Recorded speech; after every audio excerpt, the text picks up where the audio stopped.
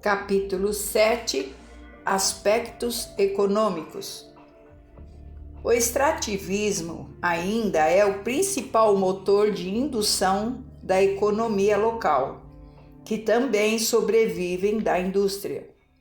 A produção agropecuária é voltada para o cultivo de mandioca, arroz, laranja e banana.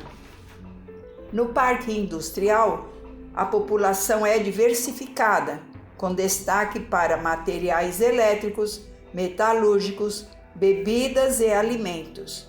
As indústrias locais geram 100 mil empregos diretos e movimentam 36 bilhões de dólares anuais. Como alimento da base culinária amazonense, o peixe também se configura como importante elemento na economia local. A maior floresta do mundo ocupa a maior parte do território do estado do Amazonas. A floresta amazônica abriga milhares de espécies animais e vegetais. Na floresta vivem ainda espécies de animais de grande, médio e pequeno porte. São onças, anta, ariranha, sucuri, jacaré e tantos outros. Nesse item, o ser humano também é destrutivo. Reportagens nos mostram homens saírem para a caçada apenas por distração, para levarem consigo as sobras dos animais, para exibirem como troféus e ainda utilizam-se de cães farejadores que, após adoecerem em decorrência de mordidas, são abandonados no mato à sua própria sorte, onde irão minguar até a morte. Existem 65 grupos étnicos vivendo no Amazonas. É o estado com a maior população indígena do país, com 168,6 mil indivíduos.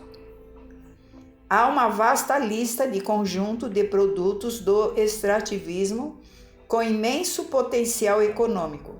Uma das bases para exploração sustentável é a unidade entre trabalho científico e a cultura material dos povos da floresta.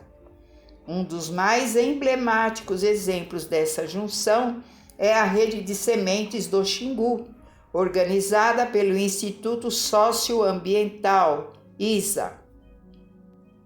Populações indígenas e ribeirinhas coletam sementes que são selecionadas por técnicos da Embrapa e do ISA e vendidas a fazendeiros para que possam cumprir seus compromissos de reflorestamento.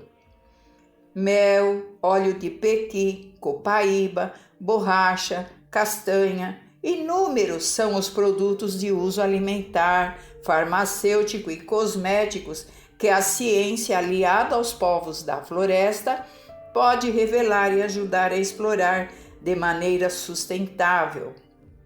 O selo Origens do Brasil, que certifica esses produtos, já está em grandes cidades brasileiras e acaba de ser reconhecido pela FAO e ONU. O desmatamento de 1 hectare gera perdas anuais para a produção de castanha do Pará e na produção madeireira sustentável bastante consideráveis. Além disso, compromete a produção de água por parte da floresta. Seus impactos sobre a agricultura e a produção de energia nas hidrelétricas são altamente ameaçadores. Trabalho científico está sendo realizado em Araxá, citando também o projeto Eco Cerrado Brasil 2, Nos últimos anos, foi montado um estudo avançado sobre plantas medicinais, catalogando-as com nomes científicos: popular, origem, reprodução, indicação, contraindicações e referências bibliográficas.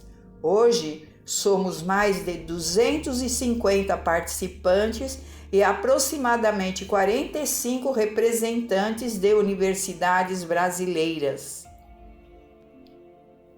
A pesquisa da engenheira química Ana Maria Pereira, da Universidade de Ribeirão Preto, vem sendo reconhecida internacionalmente pelo estudo sobre a extração de princípio ativo de uma planta antitumoral.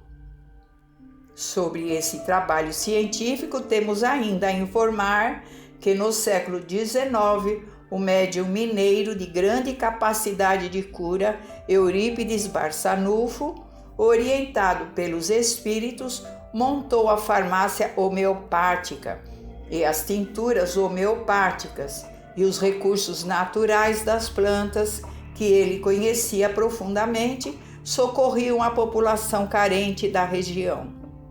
Mesmo após seu desencarne, esse trabalho continuou. Nas regiões do Cerrado do Brasil, existem pelo menos 2 grandes núcleos que se aprofundam hoje no estudo e na pesquisa da fitoterapia no Brasil. Nos projetos, mateiros, biólogos, químicos, médicos, todos procuram aliviar as dores do corpo e da alma com os recursos da própria natureza e é reconhecido pela Organização Mundial de Saúde. O médico espírita Bezerra de Menezes e o médium Eurípides Barçanufo popularizaram o uso da homeopatia e fitoterapia, e hoje ele é o coordenador geral desse trabalho no plano espiritual. Senhor Mariano deu continuidade a esse trabalho após o desencarne dele, e o médium Langerton, desde 1959, prossegue com esse trabalho em Uberaba.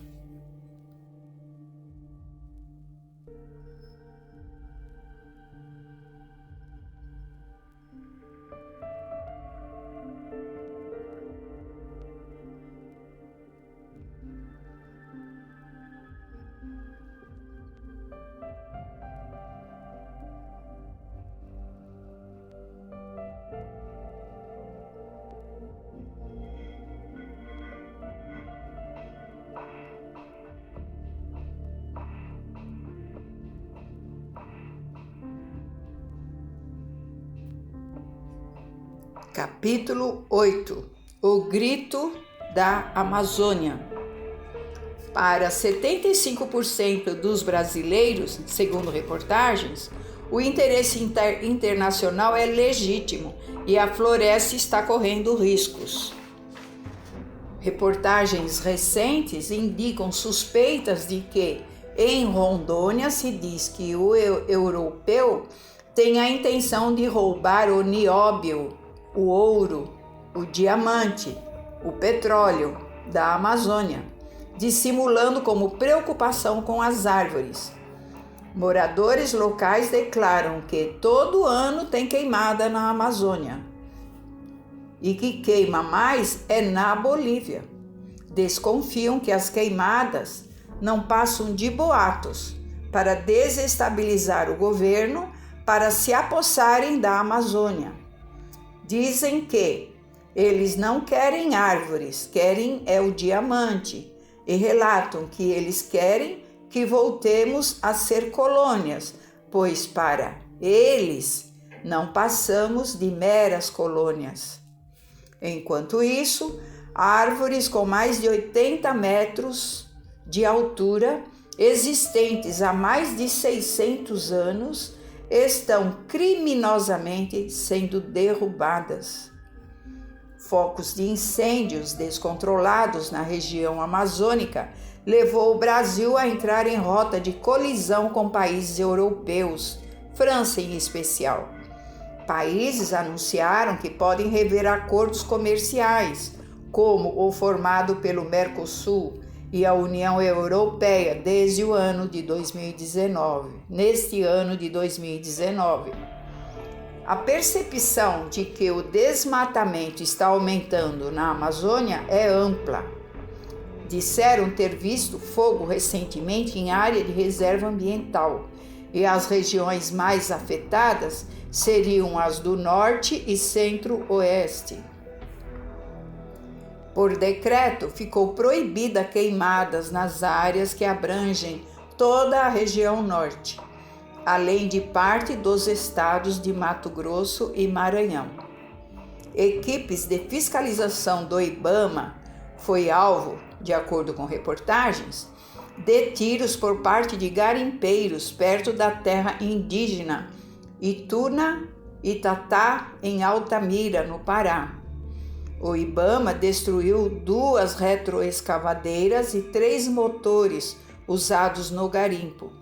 O desmatamento tem aumentado significativamente na região, especialmente nessa reserva indígena, devido ao aumento expressivo da grilagem de terras na área indígena. Foram criados grupos indígenas que se denominam os defensores e os guardiões da floresta. Porém, eles são mortos em emboscada, como aconteceu com o indígena Paulino Guajajara. Acredita-se que por madeireiros, por defender seu território, em reportagem de 1/11 de 2019. Anterior a esse acontecimento, também foi relatado outro caso de suposta invasão de garimpeiros em terras indígenas, em aldeia que fica a 300 quilômetros da capital Macapá, com morte do líder em 23 de julho de 2019, encontrado com perfurações. As circunstâncias ainda não estão esclarecidas, porém a FUNAI confirmou a presença de invasores no local e sua esposa Sônia declara que foi emboscada de madeireiros. Um ato em defesa dos territórios indígenas mobilizou dezenas de pessoas cobrando justiça e proteção. A esmagadora maioria de desmatamento é ilegal, então funciona com base na formação de quadrilhas que se especializam em invadir terras públicas e territórios pertencentes a comunidades indígenas e ribeirinhas. A construção de pistas de pouso clandestinas e a contratação de motoqueiros que colocam fogo no capim seco dos acostamentos dos distritos à beira da BR-163 e no município de Altamira são apenas alguns de vários indícios dos efeitos da legitimação da destruição florestal sobre o tecido físico da região. Segundo o INPE, Instituto Nacional de Pesquisas Espaciais, o país teve até agora aumento de 83% de focos em relação a 2018. As queimadas são comuns e quase uma tradição em algumas regiões do país. Na Amazônia, são 20 milhões de habitantes. Relatos de moradores dessas regiões dizem que as fumaças sempre se agravam na época do verão, mas neste ano começou cedo demais. E também que estou queimando, mas é porque preciso preparar o terreno para plantar e a queima vira um adubo, mas fico cuidando até o fogo se apagar. Mas infelizmente a maioria não tem essa preocupação e aí o fogo acaba saindo do controle. Com a chegada de novos atores, produtores rurais e especuladores de terra, o foco de calor das queimadas aumentam, pois eles acreditam na impunidade, relatam eles, e ainda que com as atenções voltadas para o sul do estado, as outras regiões se aproveitam da falta de fiscalização para tocar fogo no mato. Eles ateiam fogo e vão embora, e deixam queimando e justificam que preparam o terreno para a terra dar bons frutos, embora a fumaça incomode. Não estaria a Amazônia presa a um dilema insuperável entre gerar renda para os que nela vivem ou preservar a floresta? Não se dão conta de que desmatar a Amazônia não produz nem riqueza nem o bem-estar. O desmatamento exprime uma forma primitiva de extrativismo que se materializa, por exemplo, no tráfico de madeira clandestina, que funciona como obstáculo à exploração madeireira sustentável, para a qual existem tecnologias e até sistema de certificação baseado no uso de blockchain, que é uma tecnologia de registro distribuído que visa a descentralização como medida de segurança. Como mostram os trabalhos da BV Rio, que significa Bolsa de Valores Ambientais, e são instrumentos eficientes de execução de políticas públicas ambientais e de desenvolvimento sustentável.